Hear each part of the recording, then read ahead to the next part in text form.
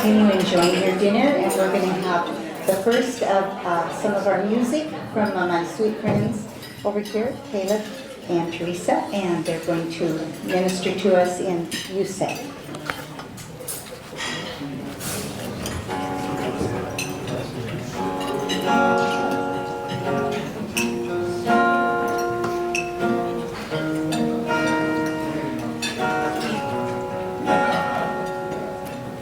I keep finding voices in my mind that say I'm not enough.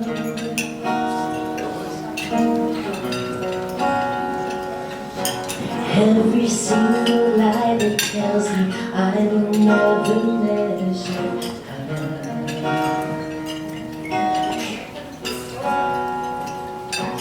In my more than just the sum of every high and every low.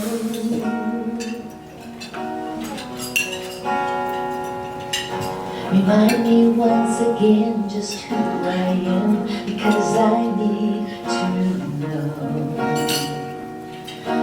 Whoa.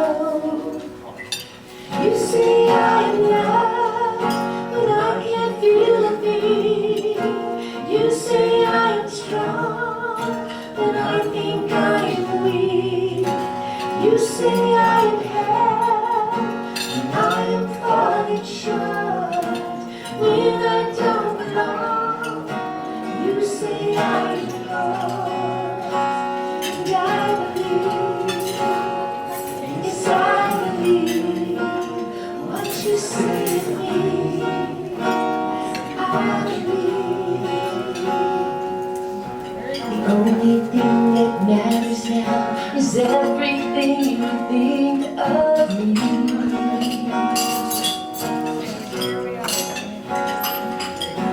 In you I find my worth, in you I find my identity.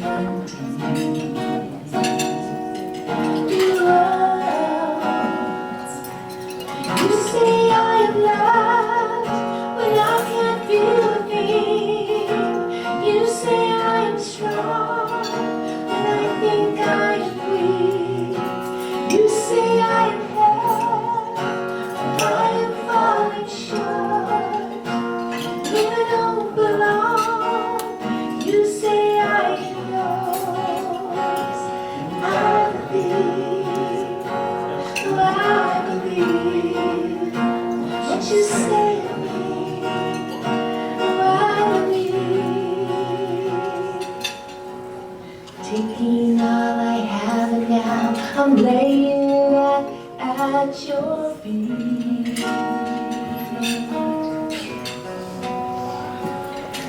Cause you have every failure, God, and you have every victory.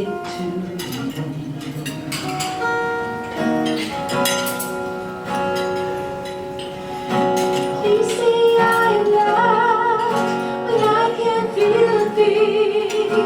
You say I am strong when I think I am weak. You say I am held when I am falling short, when I don't belong. You say I am yours, and I believe, oh I believe what you say to me. Oh I believe, yes I believe, oh I believe what you say to me. I believe.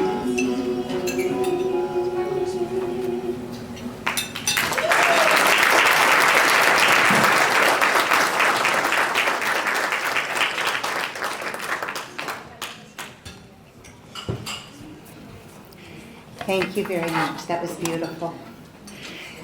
We're going to begin now with some videos. This is our theme is I Was Rescued, and you're going to hear from 4 of our kids that we couldn't get here, but we videotaped them speaking to you tonight.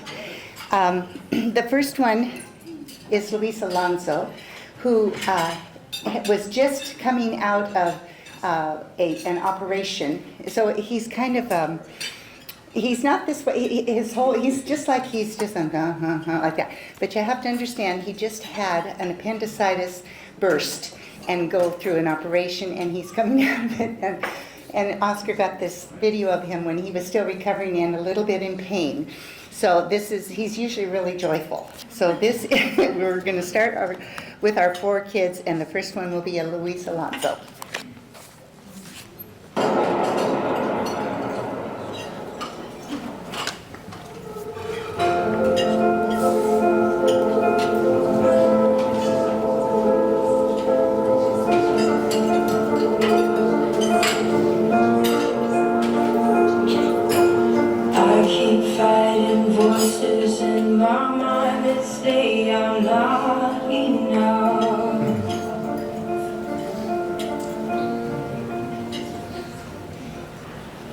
Hello, my name is Becky. I'm 23 years old, and I want to talk to you about myself.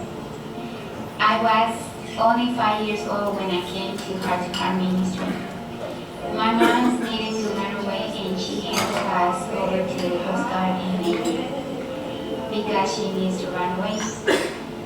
Sometimes we were so close and we didn't have food. But my mom, she was struggling to get what we needed. And over all that, my mom ran away. Before I came to this ministry, my life was empty and I had a little opportunity to survive. And I didn't even know if I was going to go to school and study. But God chose me to be part of this great family. I remember the day I came to this ministry, and for that day my life was changing forever. God, through this ministry, gave me the opportunity to go to school, and He changed the future of my life. Now I'm 23 years old, in college, studying to be a nurse, and soon I will graduate. I am so grateful for all your help. I was rescued, I was raised, I was restored. Thank you for all your prayers and support. Please don't stop. There are thousands of kids in social risks that need to be rescued here in Honduras. God bless you.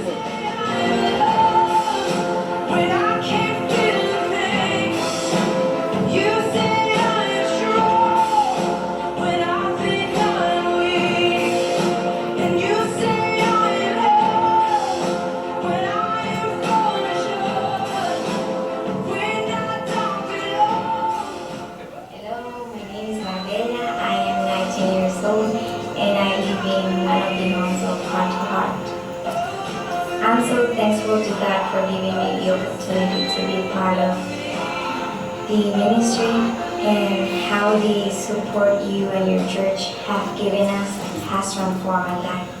Before I became part of my heart-to-heart family, my life was in darkness without hope.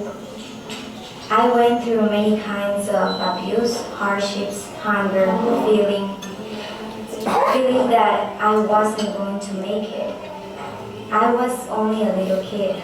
All that things that I went through forever marked my life. Back then, when I was 9 years old, I became part of the Heart to Heart family.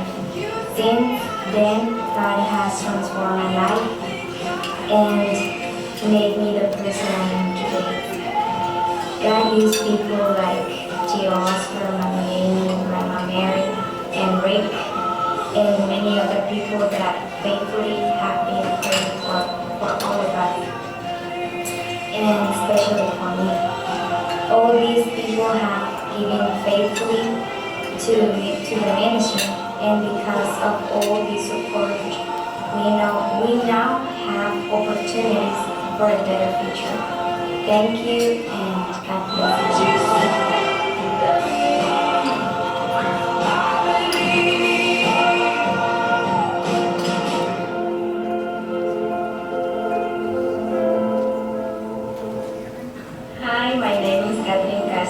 I came to our ministry when I was 11 years old. Before I came to this ministry, I remember my life many times being in danger. Around me, I saw a lot of drugs, prostitution, and horrible things that I was afraid I was going to be killed. I didn't grow up with my biological mom, and she gave me to somebody else. So I was adopted by a lady that was a wonderful mom for me, but stringently provide food and all that I needed. She had to work at night, and I was left alone in the apartment we were living. That's why the police came and took me away. I didn't know what was going to be of my future, but God had a plan for my life. He brought me to our ministry family, and for that moment, my life was changed for the best. Now I'm in my 4 years of nursing school, and I'm a super. Looking back, I can see how much God has blessed my life, and now I have so many opportunities. I am so amazed how God rescued me through this ministry. Thank you for the prayer, for being part of my life. You changed my life forever. Without God and you, I will never be the person I am today. As you have done to me, I will work hard to rescue other kids that need to be rescued here in my country on the rest. Thank you once again, and God bless you. The only thing that matters now is everything you think of me.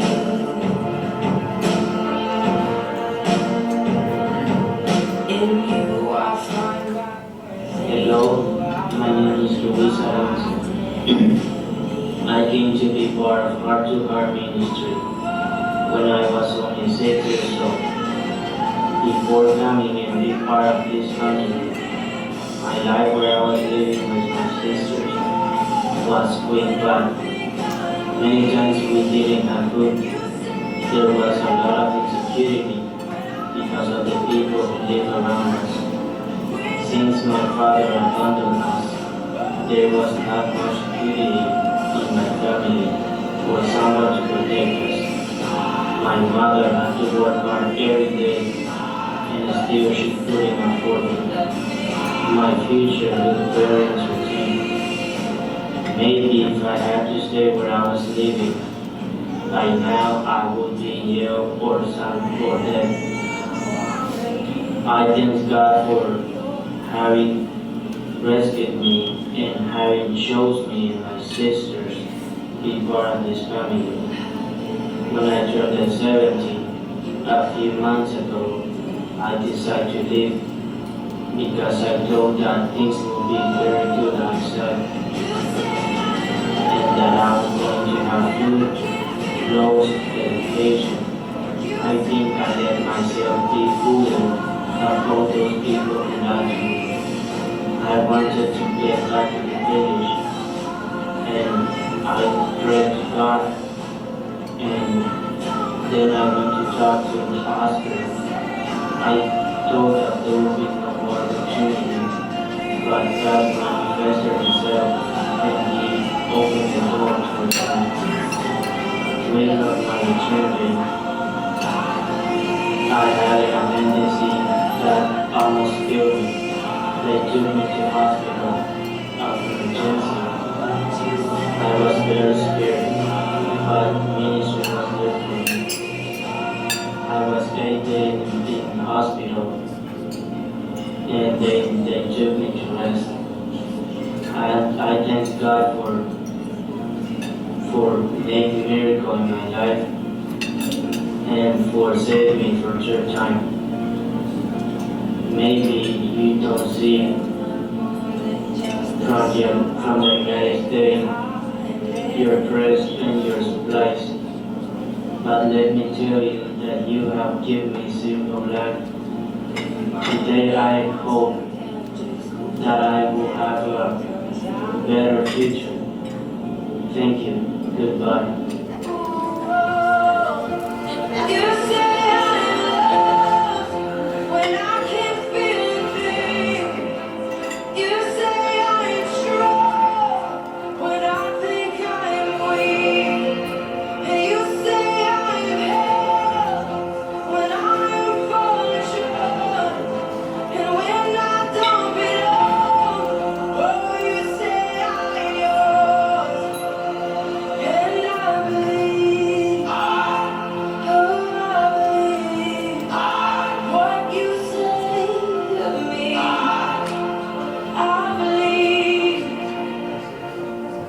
The only thing that matters now is everything you think of me.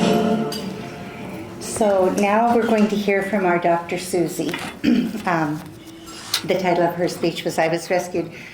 Susie and her brother Marvin was the first one that came to live with us.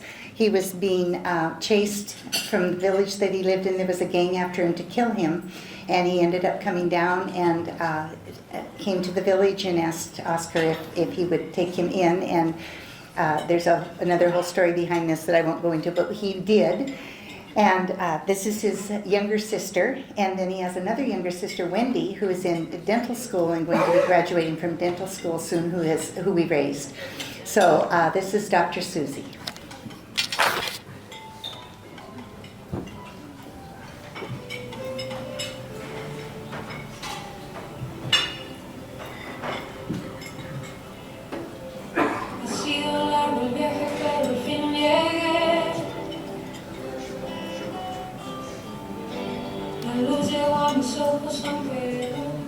Hola, soy Susana Ramos y hoy quiero compartir mi historia, cómo Dios rescató mi vida.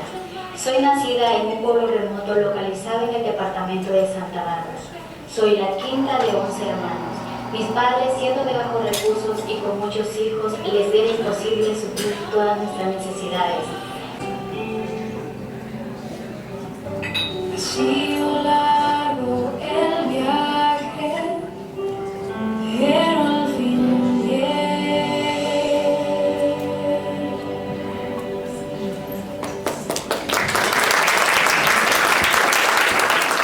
Now be honest, how many of you could read that? It looked better on the little screen. Sorry about that. But I'm going to just encapsulate here a little bit what she said. She and her family, she's one of 11 children. One of her brothers was diagnosed with epilepsy, and another sister was diagnosed with leukemia. And both of them died. And so they weren't sure that she was going to be able to continue in school. Her older sister was one of our dear sisters who helped at our home and took care of our family. And then she died of cancer when she was 24. And so this family are very, very dear to us. They are, part of our family. So she didn't think she'd get to go to school at all. And so she came down, she finished high school, she started in college, and she's 30 now.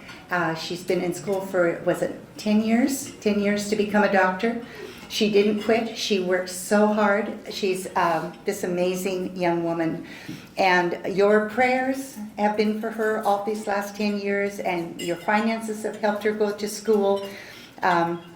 I wish you could have read what she was saying there, but she's amazing. I want to also give a special tribute to her. Many of you know that my precious husband died in 2020 of dementia, and for the last year of his life he was pretty much bedridden, and that was also our lovely COVID year. And in Honduras, we literally were stuck in our homes. They wouldn't let us come out. And Susie was at home, and Susie took over the care of my husband, along with all of the other girls in our house. And she managed his care. She was his doctor. And she cared for him like he was her baby. It was the most amazing thing. I can't even thank God enough. That I'm sorry about COVID and I'm sorry about all of that, but Susie took care of my sweet darling Lyle all the last months of his life, and all the other girls in our house as well. She had them on a schedule of every girl was in there for 2 hours, 24/7, and they sang to him and they read to him and they cared for every one of his needs. And she led it all. So she's an amazing, compassionate woman of God, and now she is a medical doctor at our clinic.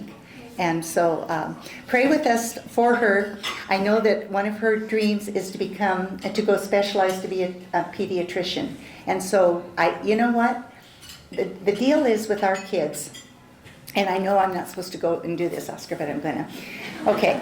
He's sitting back there saying, oh boy, there she goes. But I want you to know that when these kids come to us, they're just totally have no hope. And then we watch as the total paradigm changes and what they believe about themselves and how they become, they believe they can do anything. And so they do. You know, I mean, kids will live up to your expectations. We see it every single day down there. So she's one of them. She just never thought she'd have the hope to do that. And I don't know if you're mentioning it or not, but I'm going to just mention this, and if you hear it twice, then you'll hear it twice and you'll remember it. That of all of the kids that we have down there, we have 70 children right now that we're raising.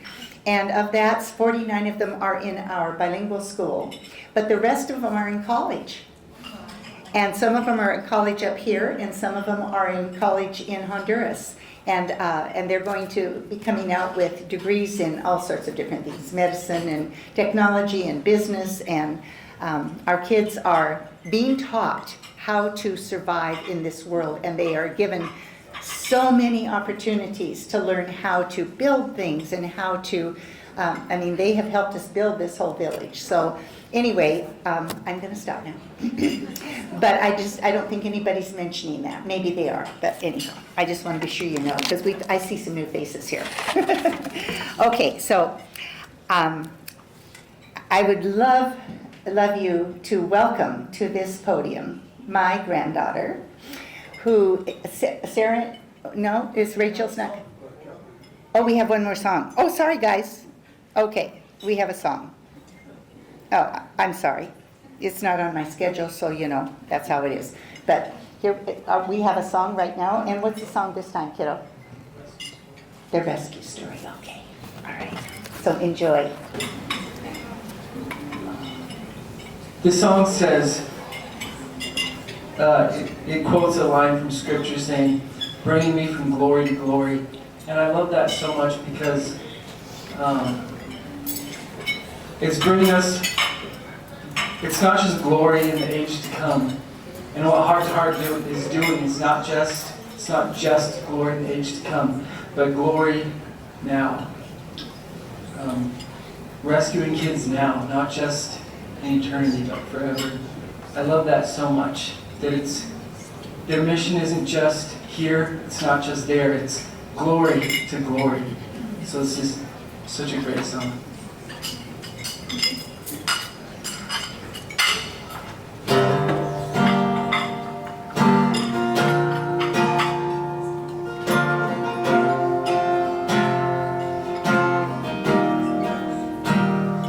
There I was, empty-handed, crying out from the pit of my despair. There you were, in the shadows, holding out your hand, you met me there.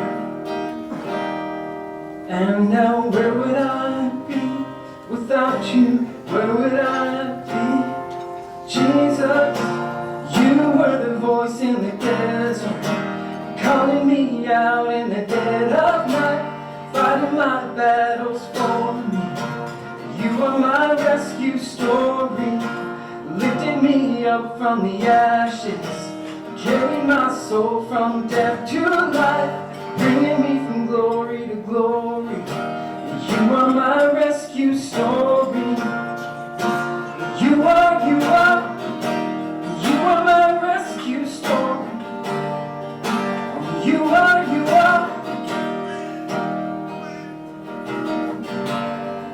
You were writing the pages before I had a name, before I needed grace. Singing songs of redemption, 'cause every time I ran away, you were louder than my shame. And now where would I be without you? Where would I be? Jesus, you were the voice in the desert, calling me out in the dead of night, fighting my battles for me. Oh, you are my rescue story. You lifted me up from the ashes and carried my soul from death to life, bringing me from glory to glory. Oh, you are my rescue story.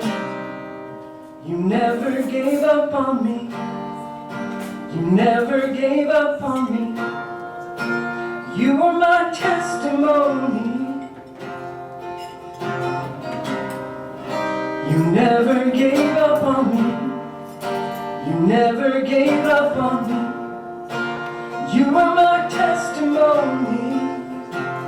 Oh, you never gave up on me. You never gave up on me. Oh, this is my testimony. You were the voice in the desert, calling me out in the dead of night, fighting my battles for me. You are my rescue story. You lifted me up from the ashes, carried my soul from death to life, bringing me from glory to glory. 'Cause you are my rescue story. You are, you never gave up on me. No, you never gave up on me. You are my rescue story.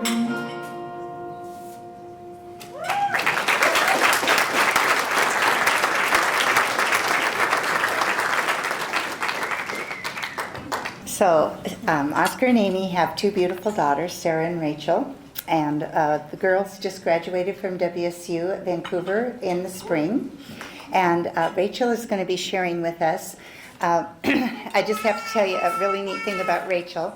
So we had, I think it was 2013, and we had a crusade. There were like, I don't know, 10,000, 11,000 people that came to this crusade. And after the altar call, people came down and we were praying for people. Rachel was 13, weren't you, honey, at the time? Anyway, she was just a young teenager, and she was my interpreter, because then I didn't speak Spanish. I still don't. Lo siento. Anyway. And so here was this little girl going around with me to all these thousands of people that came down onto the soccer field that wanted prayer, and interpreting to me what they were saying. And she has been my sweetheart, and Sarah too, for their whole lives. I met Amy and Oscar when they were 1 year married, and they hadn't even had the girls yet. And so I've been in their lives for their whole lives. So I'd like to introduce you to my very precious youngest granddaughter of the Serrano family, Rachel Serrano.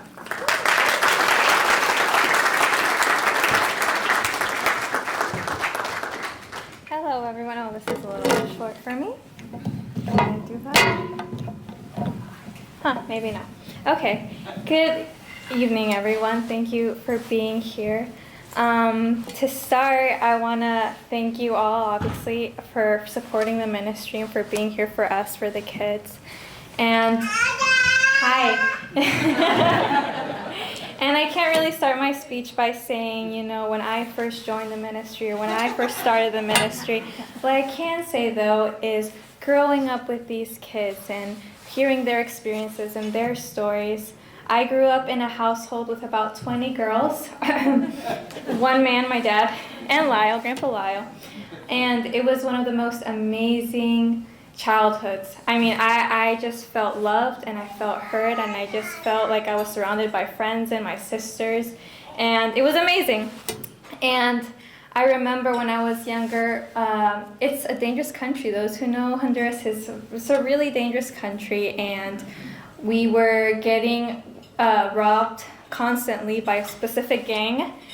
They would point guns to my parents' heads, to the girls' heads.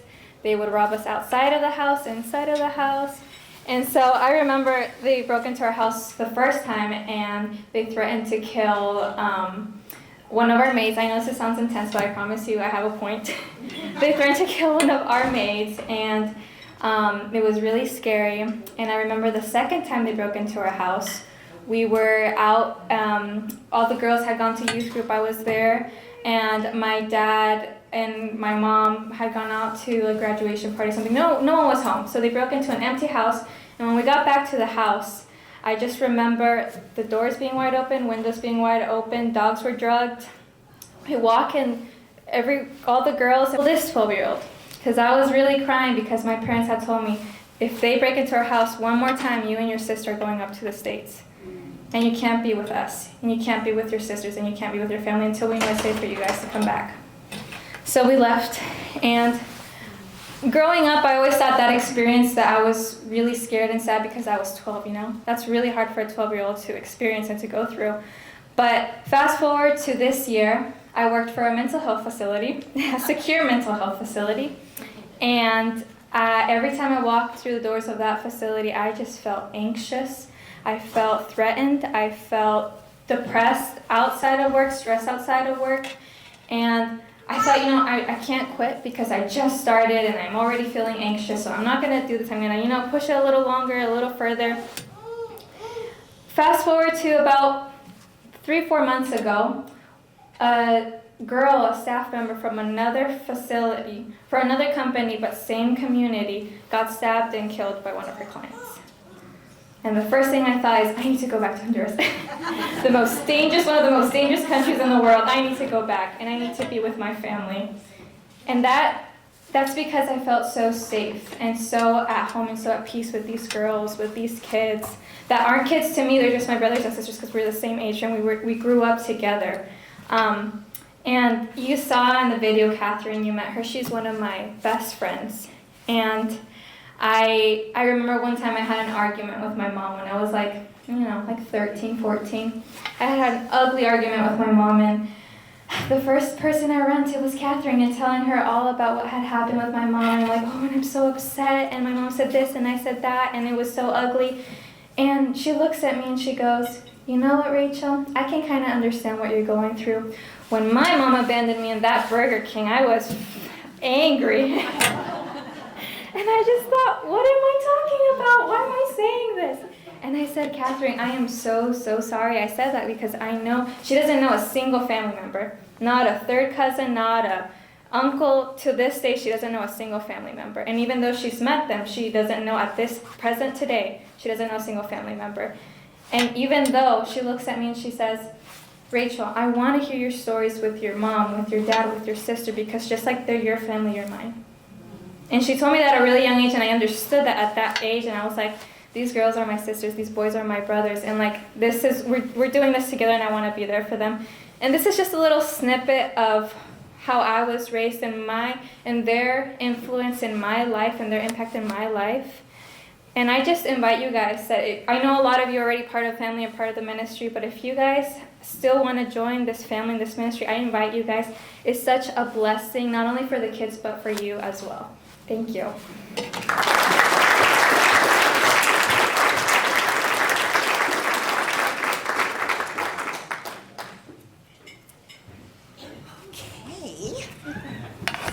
So, our next speaker is one of my very sweet friends, Louisa Palau.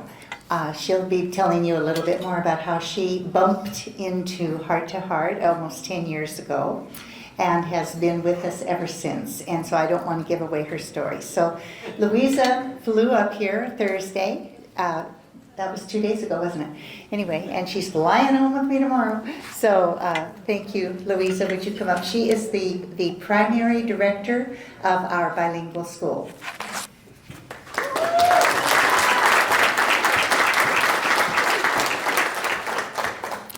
Good evening. I want to start saying I'm very nervous, so forgive my English if I say something wrong. My brain is trying to think in both languages right now. I feel very honored to be here with all of you and to share from my perspective and my experience what Heart to Heart means to the rescue and what it means to all of us, all that work in the ministry in Honduras. I am Luisa Palau. I know it's a hard name.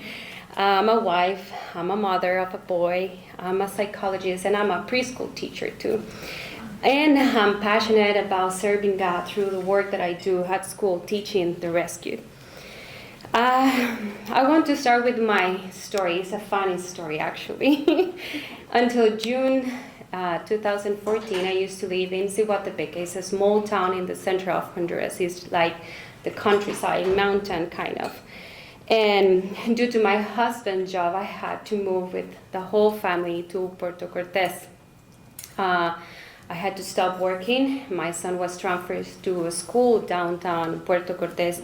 We were living on the outskirts of Puerto Cortes because we love to have big yards and because we have dogs, so we are a dog family. So we didn't want to live, downtown in the city. So we moved. It is funny because I think God was being very loud, but I didn't want to pay attention to. I was not being obedient. I drove like 15 minutes downtown to get my son to school and go back home in the afternoons. And every time I went to this building, I saw signs saying corazón, corazón, which is heart to heart in Spanish. And I thought it was, like a heart issue clinic or heart transplant, something heart to heart. But every time I saw that sign, I was just like, I need to find out more about it. And I could hear this clear voice saying, come on, you need to check this out. Now I know it was God's voice, because at that moment I was just like, what a preschool teacher will go and work with heart issues. So I finally did. It took 3 months to actually open the computer and write heart to heart Puerto Cortes. I didn't know anybody by that time. We had no family around, no friends. We didn't know our neighbors. And like I said, God was being very loud, because after 4 months, I knew that I was living across the street from Mr. Oscar, Miss Amy, Miss Mary, Lyle, and the family. So I'm pretty sure that I am where he wants me to be. I said, okay, it's ministry, is a non-profit organization. Like I said, I love to serve people. I really enjoy doing that and helping others. And I said, I want to be part of this. So I sent my resume on September, it was the 30th of 2014. And the next day, October 1st, I was driving to school in my pajamas. And I got this phone call saying, hey, will you be here at 7:30? It was like 10 minutes before 7. And I was like, sure, why not? And I remember as soon as I hung up, I called my husband, and he was very excited because he knows me and he knew that I was going to enjoy that. So I went home, took a quick shower, put decent clothes, and went to the school. I met Miss Esperanza, a lovely lady. We miss her so much. And then I met Mary and the administrators at that time of the bilingual school. And I knew firsthand from Mary that Heart to Heart was not just there to give a house, to give clothes, to give food, to, take the kids away from that kind of situations. They were there because they were concerned about their future too. And they knew that education was a big thing. But that time, we had a lot of strikes going on in education. So out of 200 days, the kids were just getting 60, 70 days. And then they were moving on to the next level. So I said, yes, I want to be here. Of course, they asked the question, would you like to be here as a preschool teacher? And by the way, I just wanted to volunteer for a year. And here I am, almost 10 years later, telling this funny story. And I said, sure, I want to try it. And I remember Mary asking at the end of the interview, do you want to go to the classroom and meet the kids? And I said, yes. So Mary, she was just telling me all the things. We went into the classroom. She was behind me and she said, good morning, kids. She's Miss Luisa, she's your new teacher. And she closed the door behind me. So here I am, staring at the kids. The kids are staring at me and I'm like, okay, thank God the Spanish teacher, Miss Haiti, was there. And I said, I'm just going to sit down in this corner, watch you do the whole routine. But I was so excited. And then the same day, Jose and Genesis, that are part of the Heart to Heart family, they came to me, they hugged me, and they were so happy to have me there. And I said, yes, I want to be part of this. I want them to have a future just like I did. Honduras is a third world country.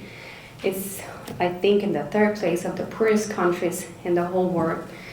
As a Honduran, it's very shameful and embarrassing to telling you all of this, but maybe 200,000 families live in very, very poor conditions.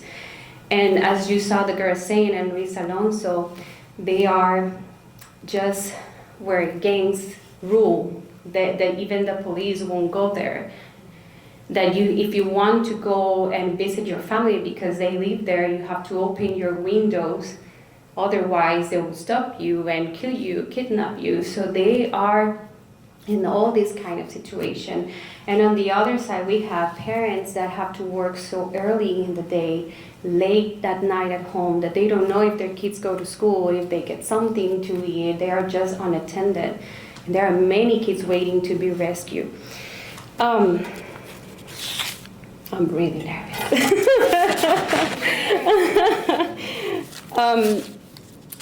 I mean, our country, the government is so corrupt that, according to many studies that economists around the world do, we lose about 65 million of lempiras every day because all the help that other countries try to give to our country, they go to their pockets because they are just trying to get their own benefits, their own big houses, good food, all the scholarships that are supposed to be for everybody, their kids are getting in. So these rescue kids don't have too much opportunity.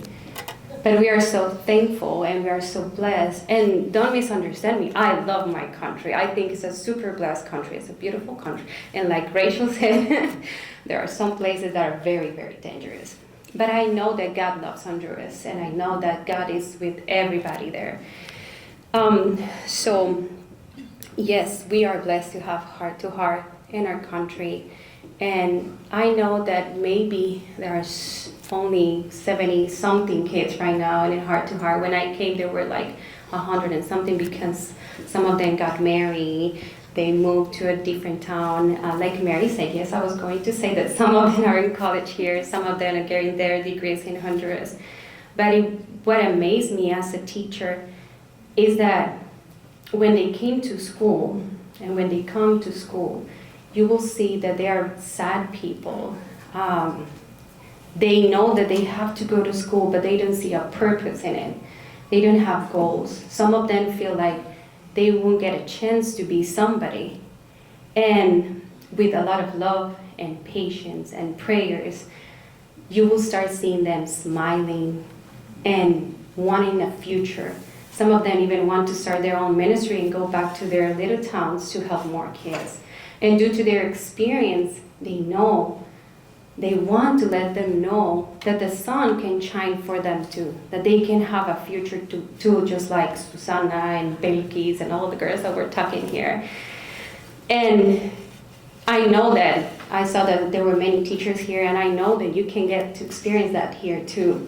But in Honduras, seeing kids angry and frustrated and then seeing them smile and say, yes, I want to be a teacher.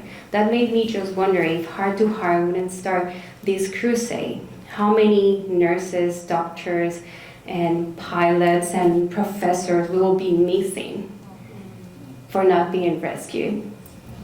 Like Luis Alonso said, if they had stayed in that same place, probably he will be dead or part of a gang member just because he was in one of those areas that were so dangerous. Honduras is in the middle of Central America and America, so we are like the favorite way for drug dealing, human trafficking. So of course, if you're poor and you don't have education, you can easily end up doing these kind of things because that means you will have money to bring food to your home.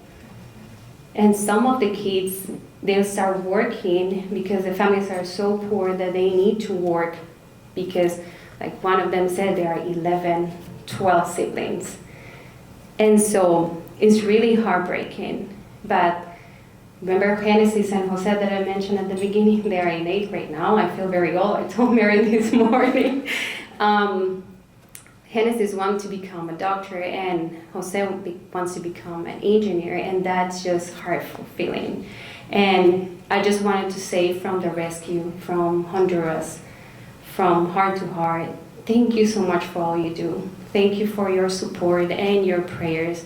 I mean, like Susana said, probably you don't get to see the whole picture, but your prayers every day, they really, really make a change.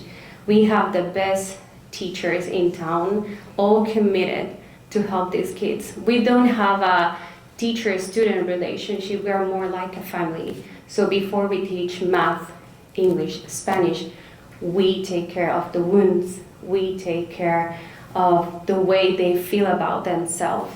And then we know that they are ready to know how to add, how to learn a second language. It's amazing, it's not easy. It's not easy because they were taught that they were worthless. They were taught that they don't have a future but to work or to be part of a gang. And so it's not easy. Sometimes you will find yourself hitting a wall and saying, okay, God, what else? What else can I do? But then at the end of the day, you will see this kid saying, thank you, because you believed in me. And it's just wonderful.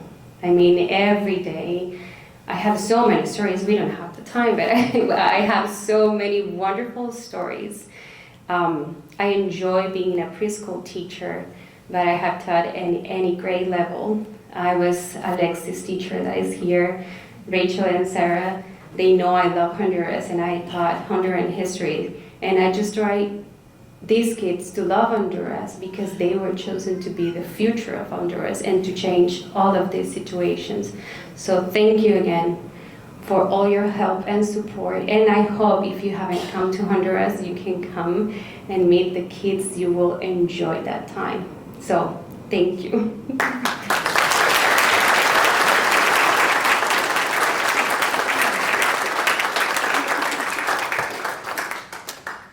Thank you, honey. That was a great job. Really appreciate it. All right. So, could I have everybody in the room who has been to Honduras stand up?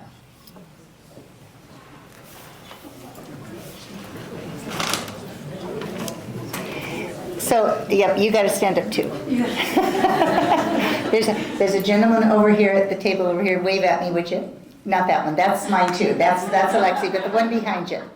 Yeah. Okay. So this guy is staying here at this hotel, and he saw that we were having this banquet, and he's been to Honduras, and he's a pastor, and so he came to find out about us, and so I invited him to come. So. Okay.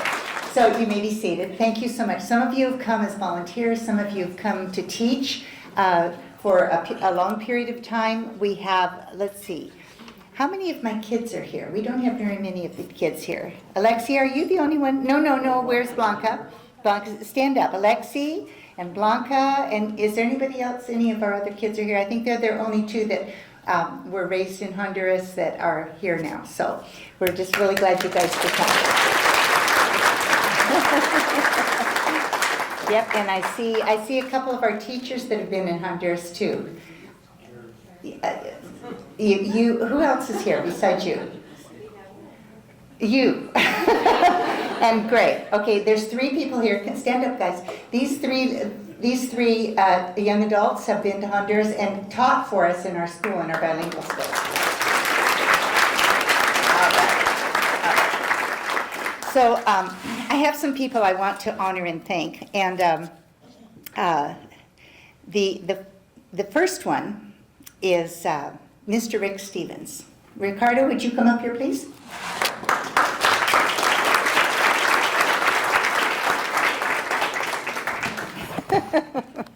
I don't know if this is one of yours or not. Let me see. Yeah, figure this one out. No, that's not yours. Okay. All right. So some of you know Rick's story. You don't get to talk yet. That's Some the of- story of my life.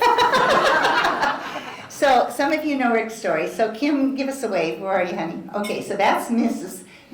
Rick Stevens, Kim. And she and Lisa, give us a holler, Lisa Klausner.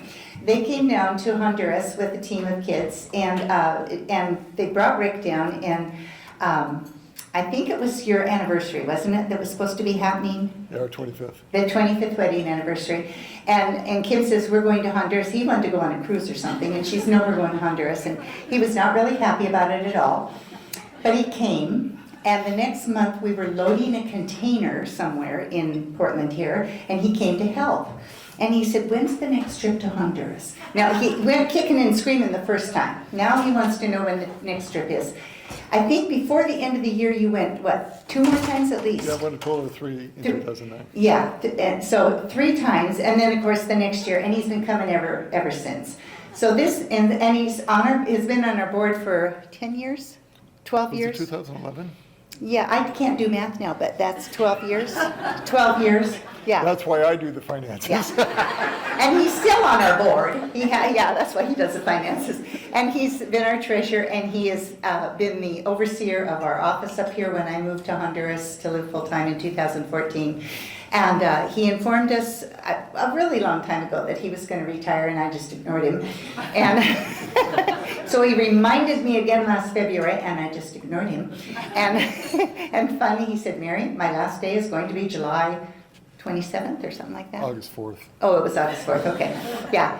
And so then I thought, so we have taken what he does. I said, write down all the things you do. And I think I'm going to need 4 people to do what he did. And we've begun to hire them. Sarah is one of them. And Rachel's helping us at the office now. And of course, Chris is just this amazing person who runs the whole thing over there. So we're very, very fortunate.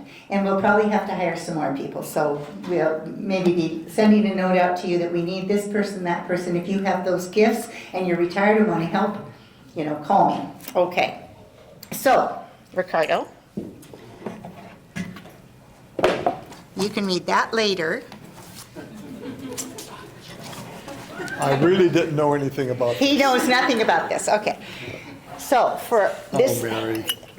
This says, worldwide heart to heart, with our deepest appreciation, we hereby honor Rick Stevens in recognition for your passion, unconditional commitment, and enduring dedicated service to Worldwide Heart to Heart Ministries. Thank you.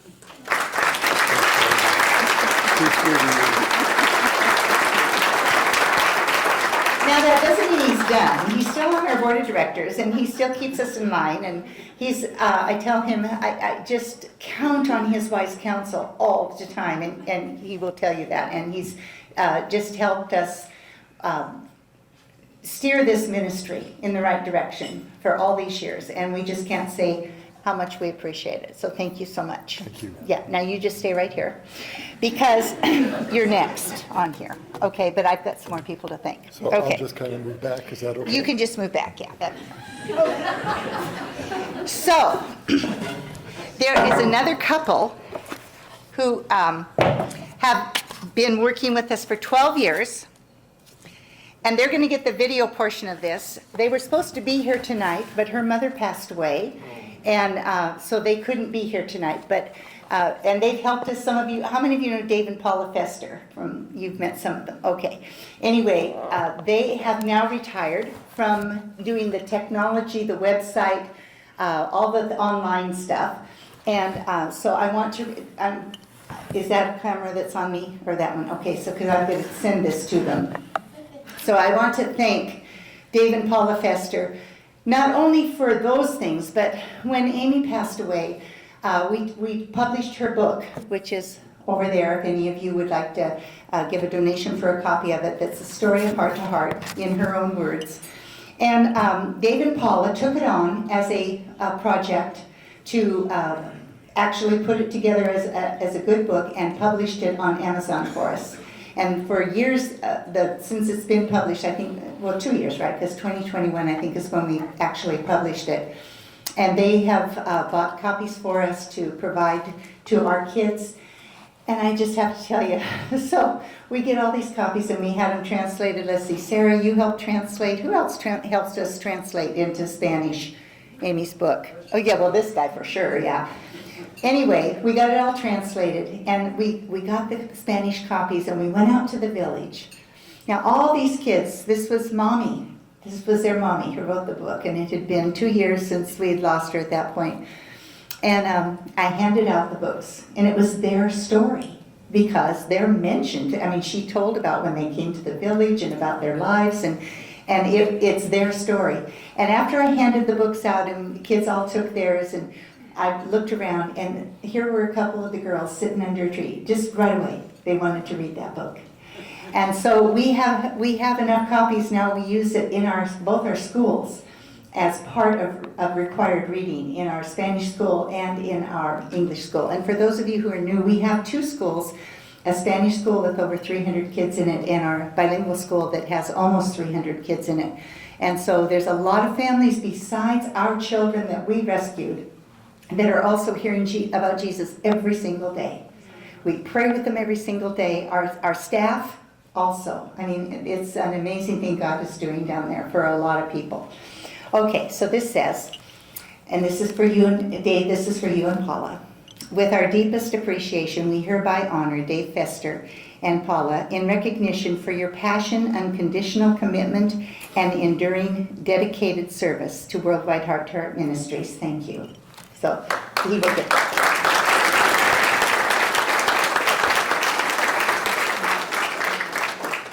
I'm not done. There's more. Okay, so I would like to honor one of a lady that has been with us for I can't even remember how many years, but she has managed our office and she has put together this banquet. Kim used to do it when she wasn't doing it anymore. She taught Chris how to do it, and so Chris has been doing this. So I would like to, Chris, would you come up, please?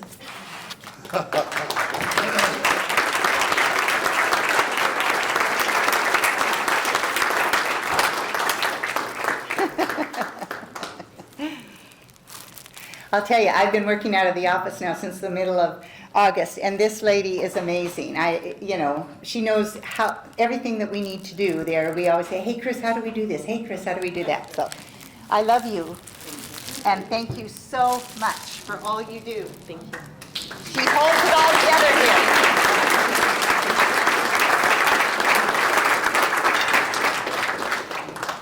And then I also want to thank Teresa and her crew, who for the last, how many years now? We don't even know. A lot of years. All of the decorations on the tables and all around the room, Teresa and the crew from my home church, Living Faith up in Stevenson, come every year and decorate the tables and bless this ministry. And so I'm just thank you so much, Teresa. Thank you. We appreciate it.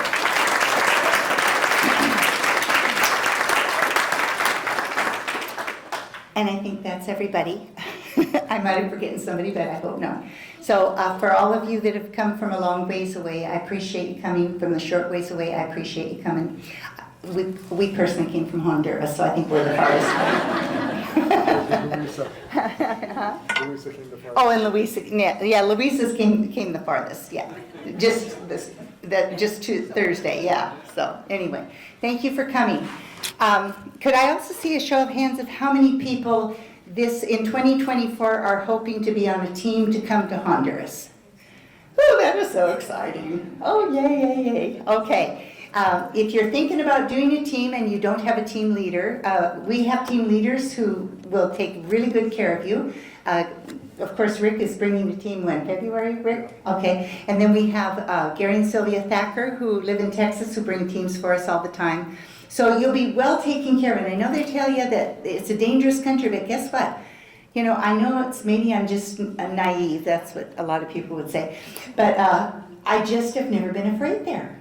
I really should be, right? But I've just never been afraid there. And I just know because I'm where He wants me to be, and so He just takes care of us.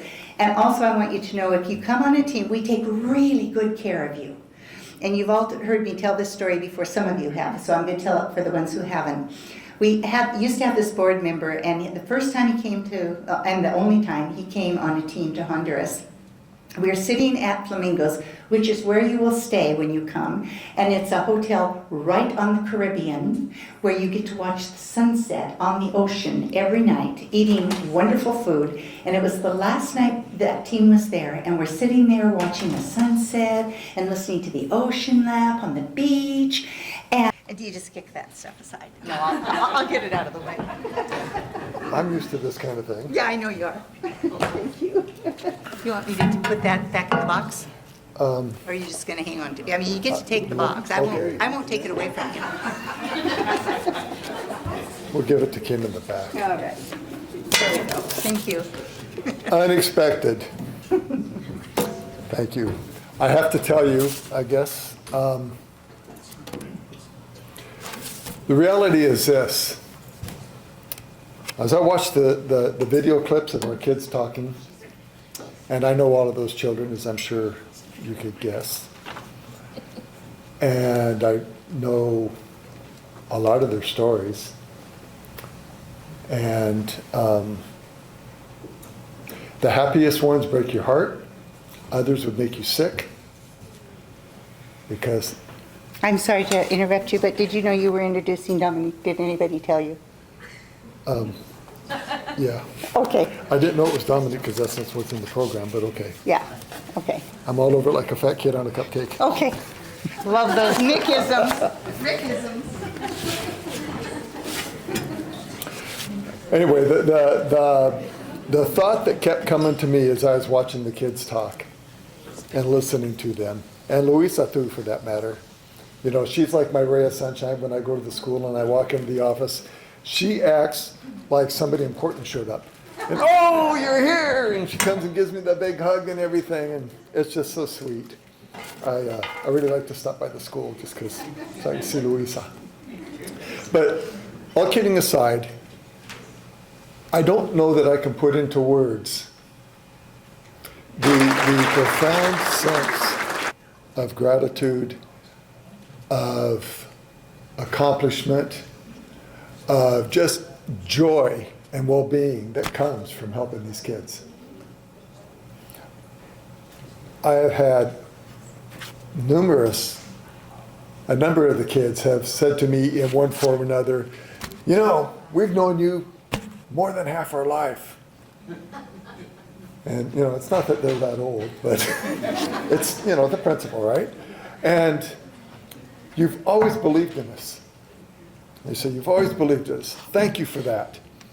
And I wanted to quit, and you told me it was okay to keep going.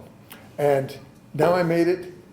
And in some cases, most of them are pursuing their dreams.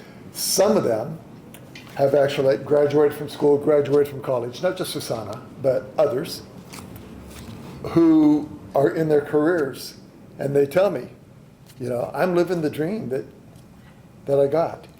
And I don't know that I heard it tonight, but at Heart to Heart, what we do could be summarized as the 3 R's. And that's because I came with a teacher, right? But it's not reading, writing, and arithmetic. It's rescue, raise, and restore. Okay? That's what actually takes place with these kids. If you listen behind in between the lines of the background of what Luis is talking about, that's restoration. Okay, you listen to like Alonso talking about being picked off the streets or Catherine. I think Catherine's an example where my understanding is that there's nobody that she knows who's still alive from her town. She's lost everybody. But she's with us and flourishing, by the way, 4th year nursing student. Okay, so rescue, raise, and restore. We teach them about Jesus. We teach them that you are nobody without Jesus, but no matter what you do, whether it's sweeping the streets or picking up garbage or digging ditches or whatever else it is that you do, if you got Jesus, you're somebody. So rescue, raise, and restore. That's what we do. I want to say thank you for coming and hearing us all talk, and because we just love to talk about the kids. We love to talk about what God does in their lives. And, you know, they always put me on last because the accountants are known to be boring, and it's terrible because you just finished dinner, right? But we're at a fundraiser, and because We're going to have her speak first. Dominique. she's going to sing while they fill out the cards. Actually, she's going to speak first, then they'll pull out the cards, and then they're going to sing. The good news is that I'm slowly but surely trainable. So let's have Dominique come up then, please, and then I will finish talking after that.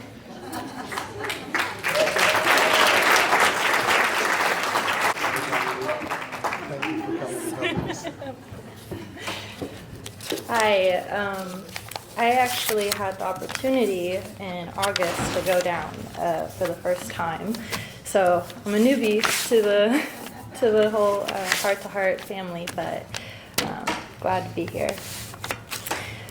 So I was asked to share a little bit about my experience, which is hard to summarize 10 life-changing days down to only a few minutes, but I will try. Every journey has a beginning, and the beginning of my path to Honduras started actually the year before I went. It started in the summer of 2022, and during announcements at my church, which is Living Faith, I was first told about Heart to Heart. They were talking about how Mary and Oscar were coming out to speak to us, and I just zoned out, and I saw images of me in Honduras, which is crazy. And then I heard a voice say, "Go." And I didn't tell anyone about this. I was like, what just happened? And I kept it to myself. And then I had people, when Mary and Oscar actually came and spoke to us, they were like, "You need to go." And I was like, "Oh, hi, yeah, okay, I guess I need to go." And then when I was called, story before that, I had a severe traumatic brain injury that really changed my life. It was the path of what brought me to Christ. And it was a very, very hard recovery. And at the time, I was like, wow, okay, I'm called to go on a mission trip. How am I going to do that? I was like, how can I do that when I'm still recovering? But I did. He got me there. So after my recovery, it took me a long time to finally listen to what God told me to do. And as Mary has said, I did not want to find myself in the belly of a whale. So I finally was like, okay, I got to do this. And I know it has to be in 2023 or else it's not going to happen. And I'm just blatantly ignoring God. So I finally made it. And I went with strangers, which is another thing. I didn't know anyone on the team. I just found it through Heart to Heart. They're online. And it was incredible. First time out of the country, went with strangers, had no clue what I was doing. I just was like, I'm going because God told me to go. Like, we're going to go with this.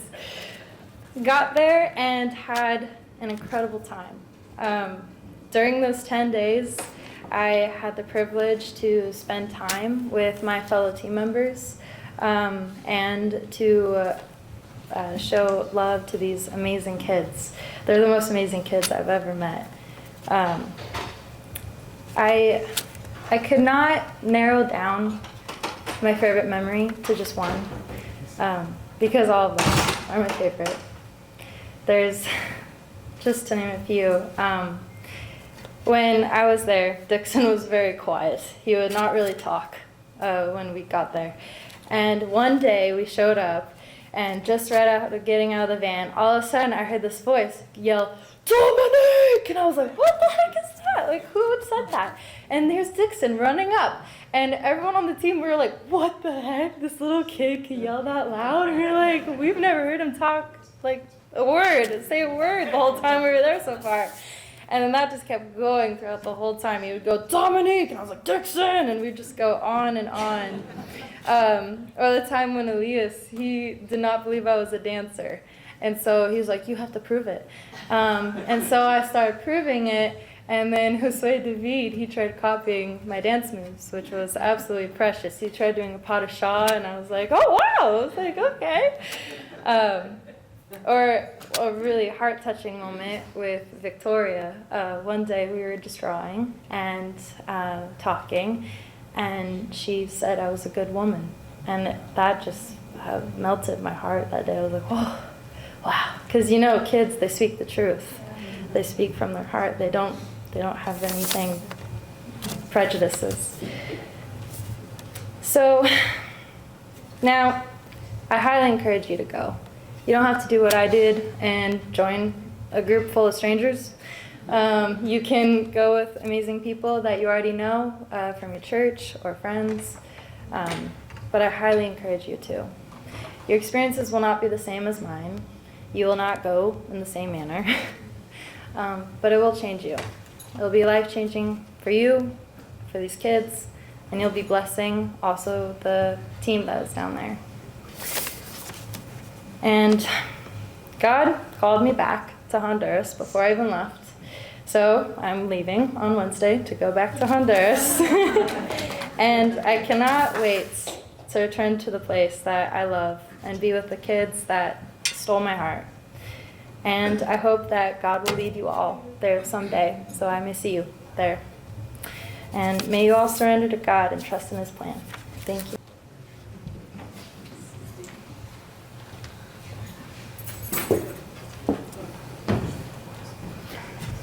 I'm really glad I waited because I appreciated so much what she had to say. And, you know, at the core of it, I think it's really pretty simple.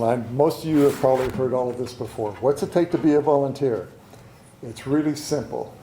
It really is. You just got to be available. You don't have to have special skills. If you can smile and hug a kid, you've got everything it takes to be successful at our ministry.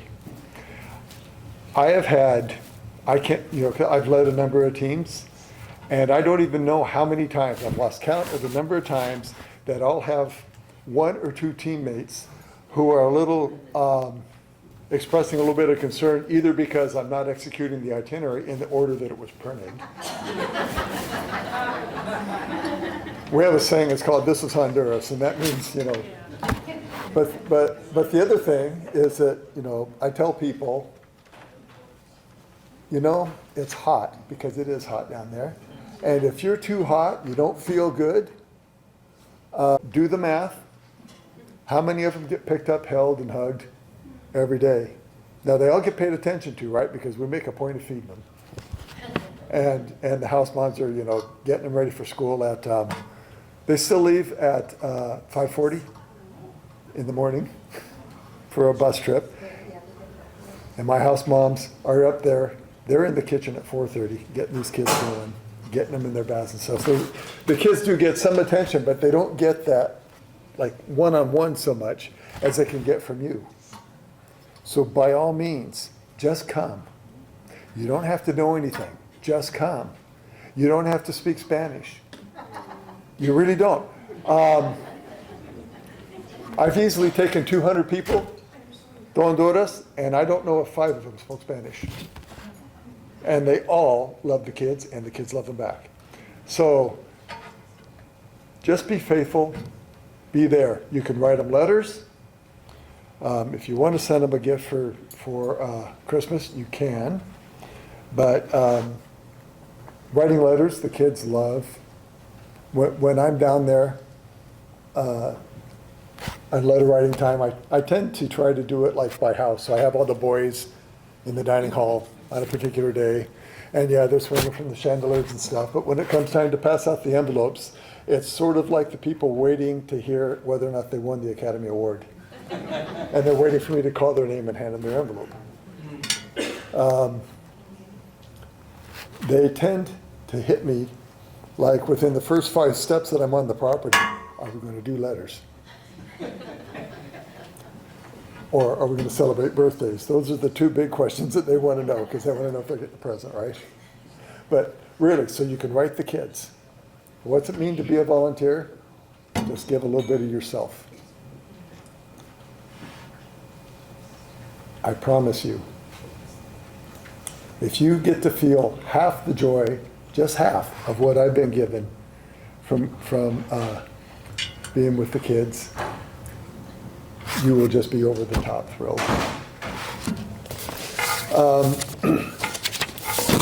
This is a fundraiser, and they always ask me to close out the fundraising part.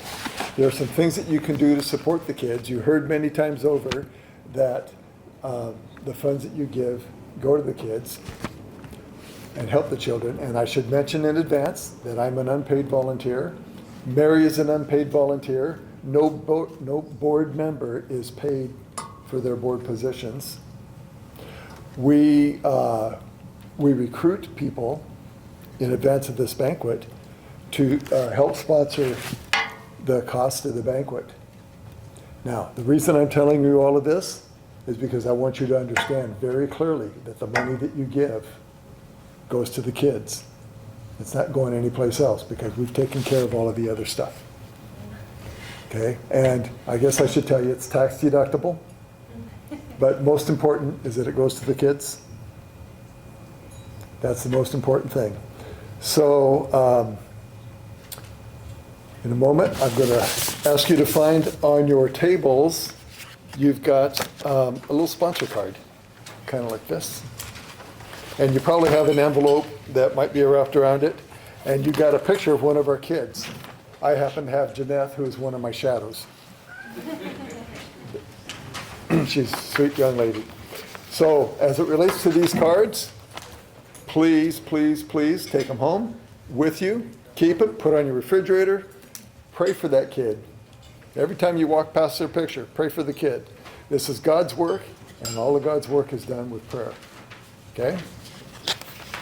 On the sponsor card, I'm going to ask you to fill out the back with your name. And if you're making a credit card donation, please use the billing address that's on your credit card. And put your card and your donation into this envelope, or the one that you have on your desk that's just like this one.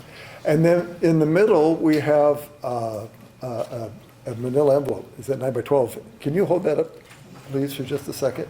Boy, hi, thank you. Manila, that's right, manila envelopes. And there's pens inside those too, right? Yes. Okay, so you've got everything you need. I'm going to ask you guys to take out your pens, take out your checkbooks, take out your wallets, and I'm going to ask you to do the very best that you can for God's children. And while you're filling that out, I believe that I'm going to have a song. Yes, we do.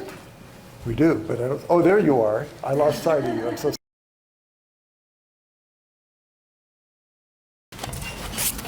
Go ahead.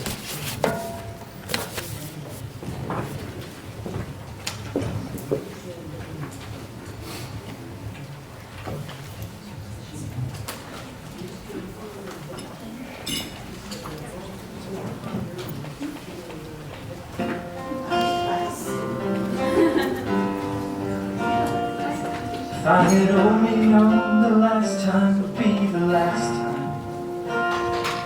would have put off all the things I had to do, would have stayed a little longer, held on a little tighter. Now what I'd give for one more day with you.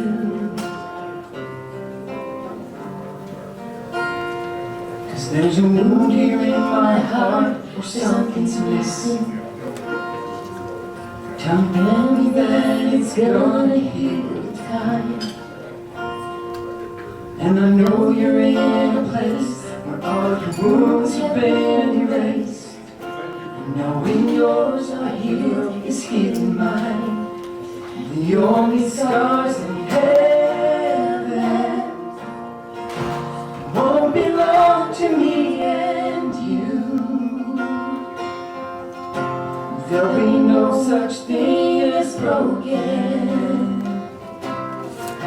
and all the old will be made new. And the thought that makes me smile now, even as the tears fall down, is that the only scars in heaven are on the hands that hold you now. I know the road you walked was anything but easy. Picked up your share of scars along the way. Now you're standing in the sun. You fought your fight and your race is run. The pain is all a million miles away. The only scars in heaven, you won't belong to me and you. There'll be no such thing as broken. All the old will be made new, and the thought that makes me smile now, even as the tears fall down, is that the only scars in heaven are on the hands that hold you now.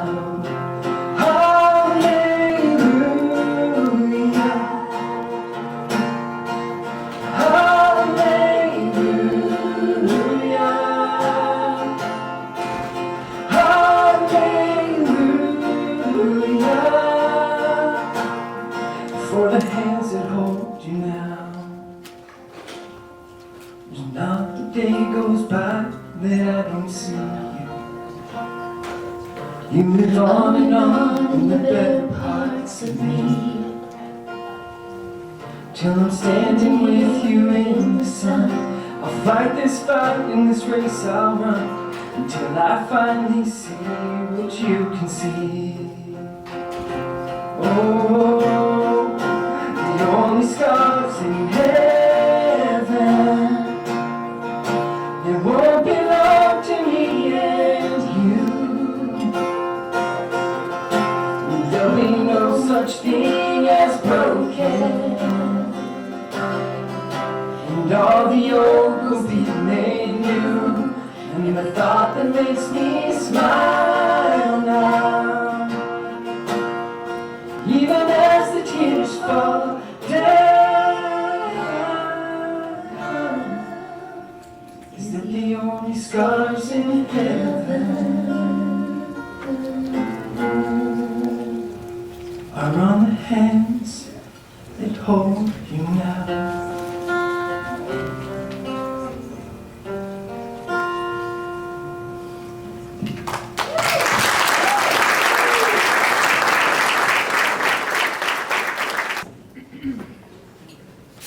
Thanks so much, guys, for sharing your God-given talents with us. It's a real blessing.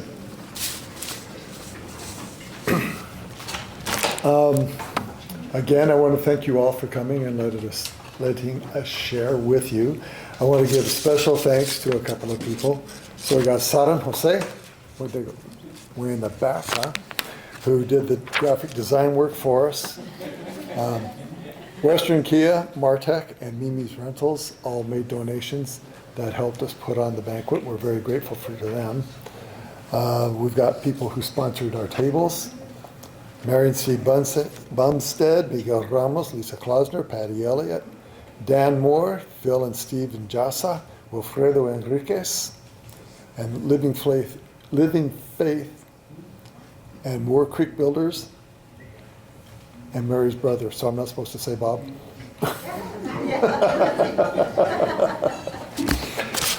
Other little things that you can do to help support. I'm going to hold up this bag of coffee. I don't know how much you've heard about the coffee that we do, but we have technically we have two plantations. We've got a plantation up in Las Flores, which is the small town way up in the mountains where Susana came from. And I can tell you that the time that I went there, we had a group with 3 4-wheel drive pickup trucks, 2 of which didn't make it to the plantation. I don't remember, is it 3 rivers that we drive through when we leave through Corito? Well, when you go through San Pedro. Yeah, so we're driving through rivers. We're driving pickup trucks up these roads with boulders and stuff.